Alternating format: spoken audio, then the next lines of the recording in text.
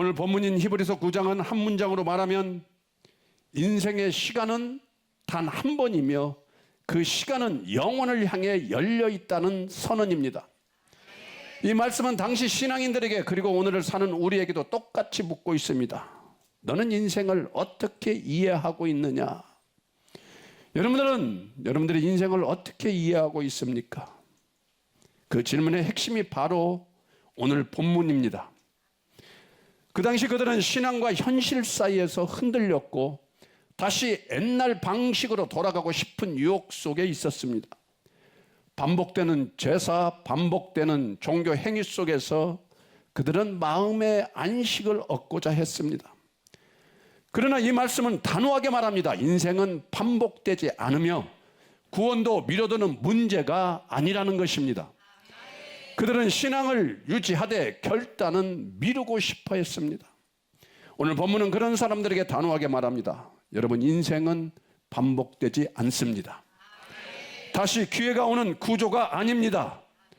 반드시 끝이 있고 반드시 죽음 이유가 있는 것입니다. 오늘 본문은 짧지만 인생 전체를 관통하는 무게를 가지고 있습니다. 우리 오늘 본문 다시 한번 읽어볼까요? 다 함께 읽어보겠습니다. 시작. 한 번 죽는 것은 사람에게 정해진 것이요 그 후에는 심판이 있으리니. 아멘. 본문은 분명히 우리에게 말하고 있습니다. 한 번 죽는 것은 사람에게 정해진 것이요. 여러분, 죽음은 가능성이 아닙니다. 확률도 아닙니다. 우리가 선택할 문제는 더더군다 아닙니다. 모든 사람에게 이미 정해진 현실입니다. 성경은 죽음을 미래형이 아니라 확정형으로 말합니다. 그래서 우리는 반드시 이 사실을 알아야 합니다. 우리 모두에게 죽음은 찾아옵니다.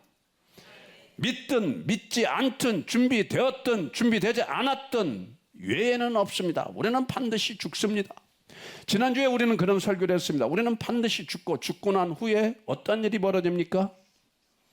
몸과 영혼이 분리됩니다. 그래서 몸은 어디로 갑니까? 흙으로 돌아갑니다. 우리의 영혼은 예수 그리스도께서 부활하시기 전에는 음부로, 믿든 안 믿든 다 음부로 갑니다. 그래서 예수님을 믿지 않는 자는 음부의 고통 속에 살아가는 곳에 거하게 되고, 예수님을 믿는 자는 어디에 거하게 됩니까? 음부 안에 있는 낙원에서 거하는 그러한 존재였습니다. 그러나 예수 그리스도께서 부활하시고 난 후에 성경에 보면 우리는 주님과 함께 하늘 낙원에 있다라는 것입니다. 그 하늘 낙원은 음부가 아닙니다. 분명히 성경은 예수님께서 음부와 사망 권세를 깨트리셨다는 것입니다. 죽음 이후에는 공백이 없습니다. 쉼표가 아니라 마침표도 아닙니다. 심판이 있습니다. 이것이 사람을 겁주기 위한 말입니까? 아닙니다. 인생을 진지하게 살게 만드는 가장 위대하고 분명한 진실이라는 것입니다. 심판은 남과 비교하는 자리가 아니라고 서두에 말씀드렸습니다. 저 사람보다 나았는가를 묻는 것이 아닙니다. 얼마나 종교적으로 열심히 살았는가, 얼마나 착하게 살았는가, 얼마나 정직하게 살았는가, 이런 것 전혀 묻지 않습니다. 심판은 오직 한 사람, 바로 나를 향한 자리입니다. 내가 이 세상 살아가면서 무엇을 믿고 살았는지, 무엇을 붙들었는지, 무엇을 밀었는지, 무엇을 외면했는지, 그것이 다 드러나는 사건이 심판입니다. 그래서 예수 그리스도를 믿는 자에게는 심판은 두려움의 이야기가 아니라 정직의 이야기입니다. 여러분, 이 사실을 모르면 우리의 신앙은 중심을 잃고 가벼워질 수밖에 없습니다. 심판이라는 것을 계속해서 떠올리지 않는다면 우리의 삶은 흐트러질 수밖에 없습니다. 그러나 심판이라는 이 사실을 알면 우리의 삶은 달라집니다. 죽음이 있고 심판이 있다는 사실을 아는 사람이 어떻게 오늘을 함부로 살 수 있겠습니까? 오늘의 선택이 영혼과 연결되어 있기 때문에 우리는 절대 함부로 살 수가 없습니다. 그래서 이 말씀은 오늘 우리를 초대하고 있습니다. 미루는 믿음에서 벗어나 결단하는 믿음으로, 습관적인 신앙에서 살아있는 신앙으로 나아가라고 지금 주님은 우리에게 말씀하고 있습니다. 아직 우리가 살아있다는 것은 기회가 남아있다는 뜻입니다.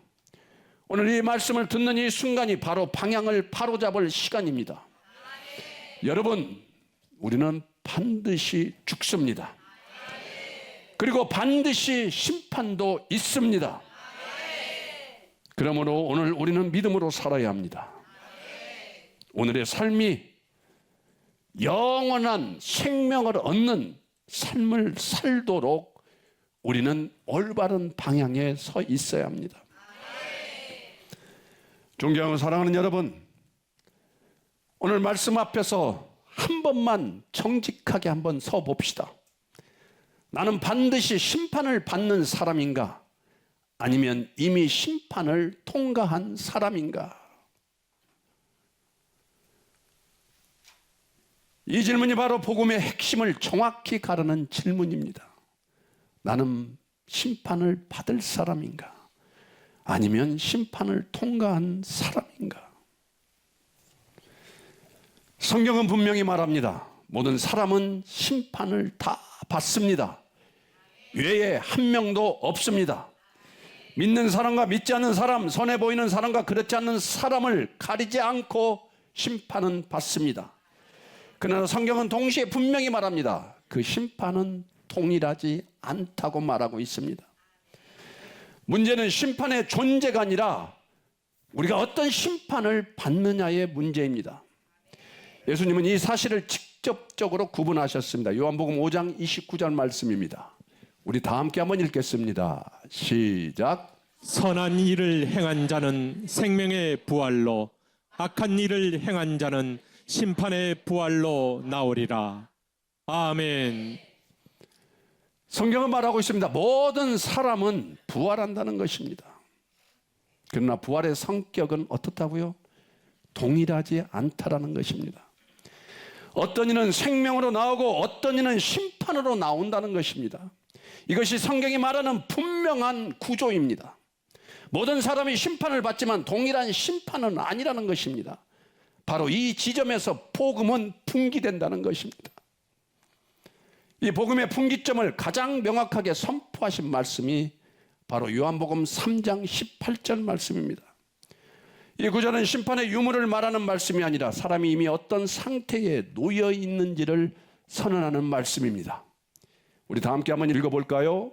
요한복음 3장 18절 말씀입니다. 시작. 그를 믿는 자는 심판을 받지 아니하는 것이요, 믿지 아니하는 자는 하나님의 독생자의 이름을 믿지 아니하므로 벌써 심판을 받은 것이니라. 아멘. 여기서 예수님은 우리에게 질문을 던지십니다.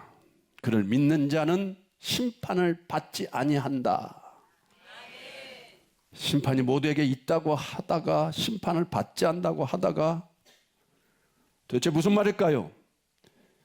이 말은 과연 예수님을 믿는 사람은 어떤 심판도 전혀 받지 않는다는 그런 말씀일까요? 이 문제에서 말하는 심판은 모든 심판을 포괄하는 말이 절대 아닙니다. 여기서 심판은 최종적 정죄, 곧 멸망에 이르는 하나님의 심판, 즉 예수님을 믿는 자는 이 정죄의 심판을 받지 않는다는 뜻입니다. 예수님을 믿는 자가 정죄의 심판을 받지 않는 이유는 무엇일까요?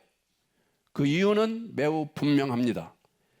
심판이 우리에게 면제된 것이 아니라 그 심판이 이미 다른 분에게 내려졌기 때문입니다. 예수님을 믿는 자의 심판은 이미 다른 사람에게 이미 내려졌기 때문에 우리는 정죄의 심판을 받지 않는다는 것입니다. 죄에 대한 하나님의 공의는 반드시 집행되어야 합니다. 하나님은 죄를 절대 눈 감아주는 분이 아닙니다. 그러나 그 공의의 심판은 예수 그리스도께서 십자가에서 이미 우리 대신 다 받으셨습니다. 그러므로 예수님을 믿는 자는 심판이 없는 존재가 아니라 심판을 통과한 존재입니다. 어떤 심판? 정죄의 심판. 예수 그리스도의 대속으로 우리는 이미 심판을 받은 존재입니다. 그래서 예수님을 믿는 자는 하나님 앞에 설 때 피고로 서지 않고 이미 의롭다 하심을 받은 자로 섭니다. 이것이 심판을 받지 아니한다는 말의 핵심입니다. 그런데 여기서 한 가지 질문이 생깁니다. 로마서 14장 10절 우리 다 함께 읽어봅시다. 시작. 우리가 다 하나님의 심판대 앞에 서리라. 아멘. 분명히 성경은 말합니다. 우리가 다 심판대 앞에 선다. 그렇다면 믿는 자는 심판을 받지 않는다는 말씀과 충돌하는 것처럼 보이지는 않습니까? 이 문제를 풀지 못하면 알지 못하면 복음은 혼란이 오게 되어 있습니다. 성경의 답은 분명합니다. 모든 사람은 심판대 앞에 서지만 동일한 심판대에 서지 않는다는 것입니다. 예수 그리스도를 믿는 성도는 정죄의 심판대 곧 백보자 심판 앞에 서지 않습니다. 그 심판에서는 완전히 제외됩니다. 대신 예수 그리스도를 믿는 자가 반드시 서게 되는 심판대가 있습니다. 그것이 바로 그리스도의 심판대 베마입니다. 고린도후서 5장 10절은 이 심판을 이렇게 말하고 있습니다. 우리 다 함께 한번 읽어보겠습니다. 시작. 이는 우리가 다 반드시 그리스도의 심판대 앞에 나타나게 되어 각각 선악간에 그 몸으로 행한 것을 따라 받으려 함이라. 아멘. 여기서 중요한 것은 이 심판의 성격입니다. 이 심판은 구원 여부를 결정하는 자리가 아닙니다. 지옥을 선고하는 심판도 아닙니다. 이 심판은 믿음 이후의 삶, 곧 삶의 열매와 충성에 대한 평가의 자리입니다.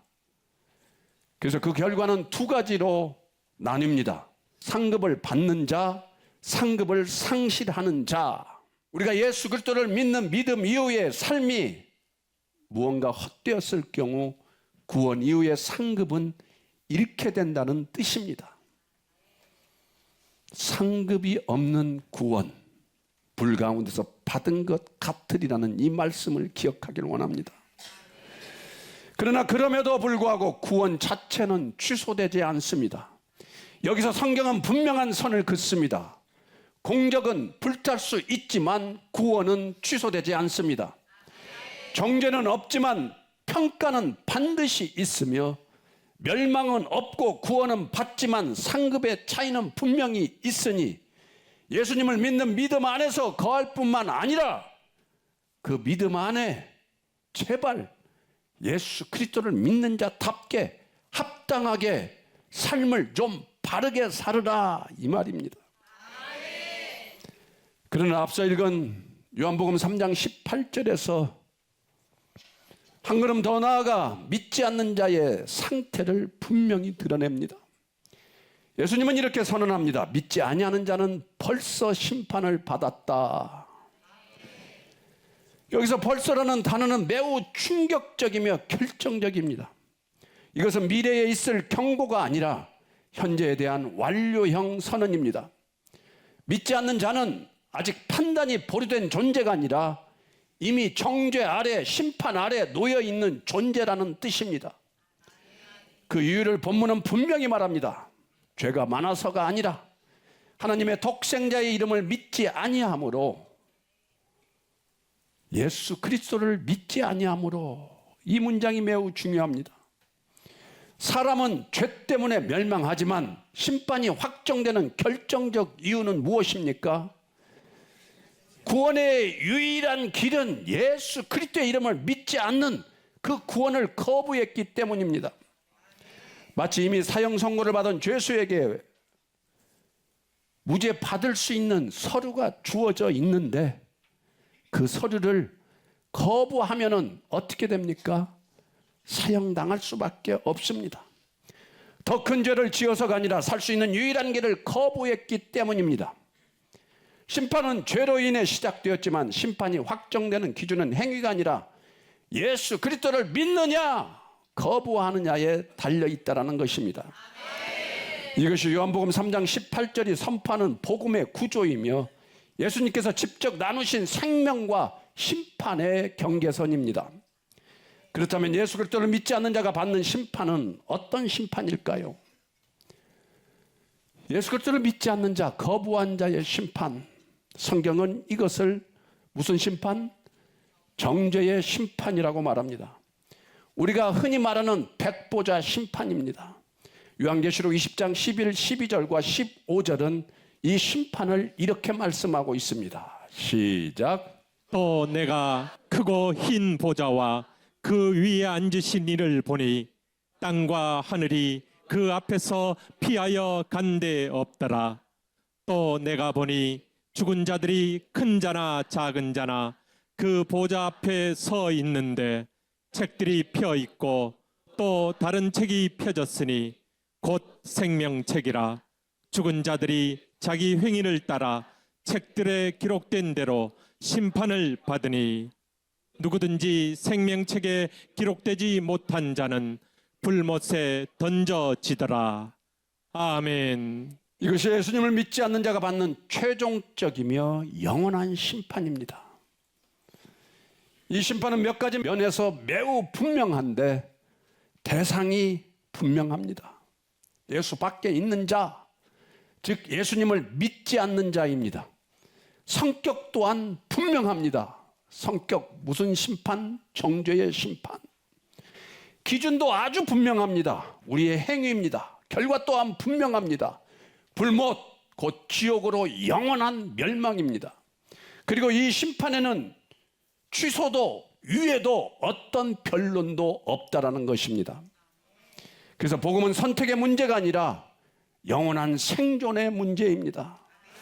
심판이 있기 때문에 복음이 필요하고 심판이 다르기 때문에 예수 그리스도만이 우리의 유일한 길이 된다는 것입니다.